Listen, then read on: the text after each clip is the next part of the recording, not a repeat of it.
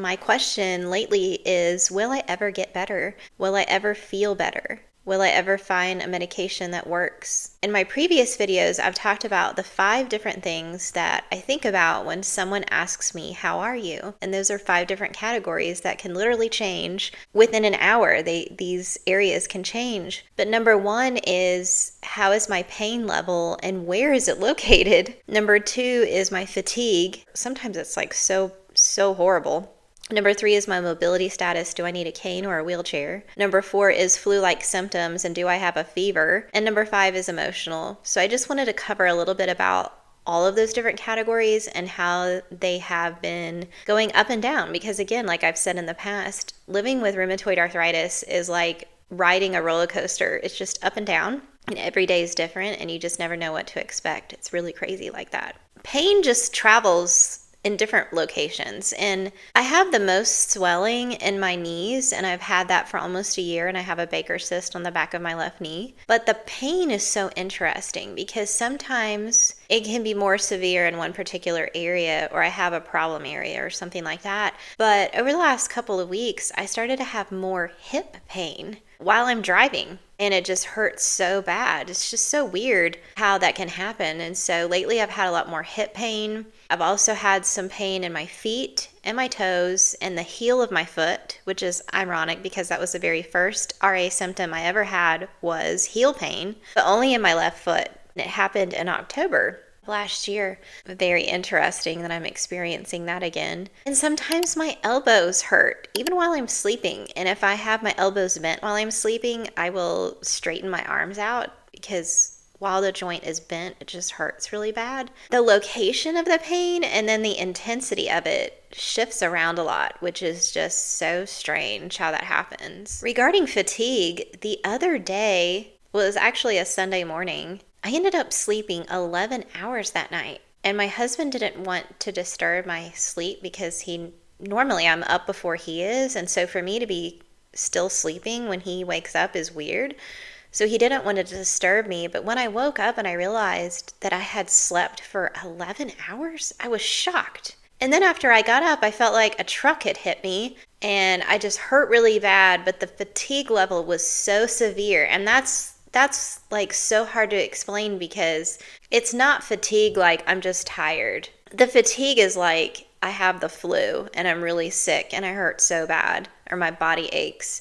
And so that's what I felt like that morning. And again, it's like a big surprise. You just never know what's going to happen day to day, and it makes no sense. It's not based on because of my previous day activities or anything like that. I just had really horrible fatigue and I slept a really long time. It's really weird.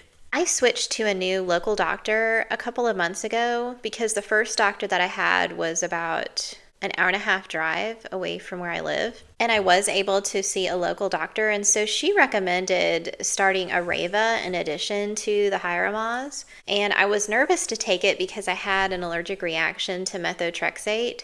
So I finally was brave enough to try it out.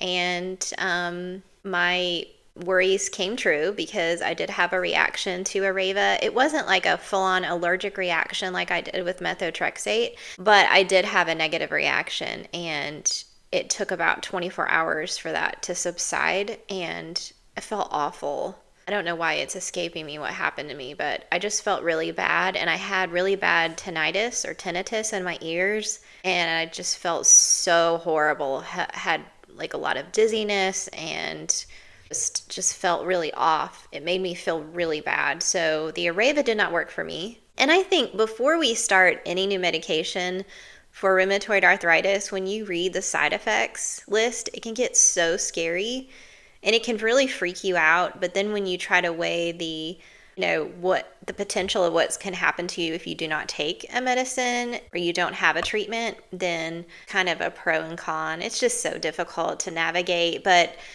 what I have found is I have to become very brave and just try it out because, like, for example, the Hieromas has worked really, really well for me. And if I didn't have it, I would be in really bad shape, like really bad shape if I didn't have the Hieromas. It's kind of like trial and error. We just have to keep, try this and then try that and just be brave. That's my thought of lately. It's just, you got to be brave.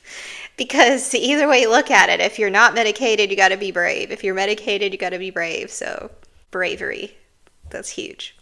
Yeah, and again, I've talked about living with rheumatoid arthritis is like being on a roller coaster. And it's not just with like the symptoms and side effects, things like that, but it's also emotional. It's an emotional roller coaster. And sometimes I find myself getting into the areas of worry where I just worry. I worry about my future. Am I going to have permanent joint deformities? Am I going to have permanent mobility issues? I also worry about my knees.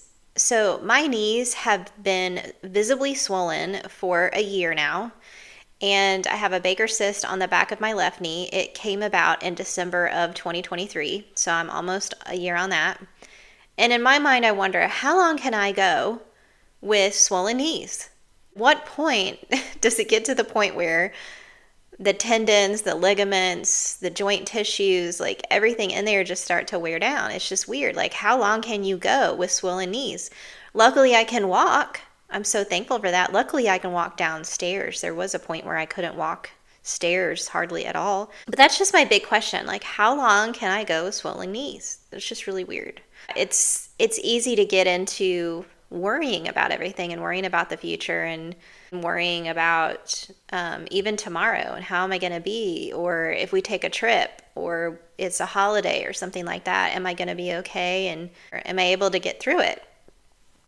I've also talked a lot about the social issues that go along with RA and the misconception, because arthritis is in the name and people get so confused, or they think that we just have osteoarthritis and they don't realize that it's an autoimmune disease. And I would really like to make a video to show what living with RA really is like. And I would love to know your thoughts and your experiences of what you wish you could communicate to someone who misunderstands you or that doesn't understand. I would love to know your thoughts and what you would like to add to the story of what is it really like to live with rheumatoid arthritis. And I would really like to paint that picture. So please share with me in the comments below what you would like to communicate to someone who doesn't understand RA. It's so highly misunderstood. So yeah, the question of the day is, will I ever feel better? Will I ever get better? My hope is yes, I will. I will get better.